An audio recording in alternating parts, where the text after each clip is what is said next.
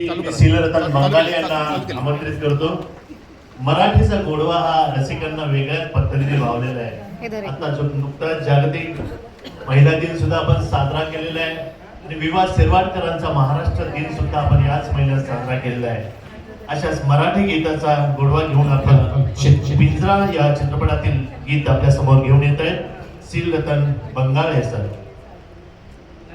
फुले यांच्यावर चित्रित झालेलं गीत आहे. जगदीश खेबोडकरांचं गीत आहे. राम कदम यांनी संगीतबद्ध केलेलं आहे. उषा मंगेशकर आणि विष्णू वाघमारे यांनी स्वरसाद चढवलेलं आहे.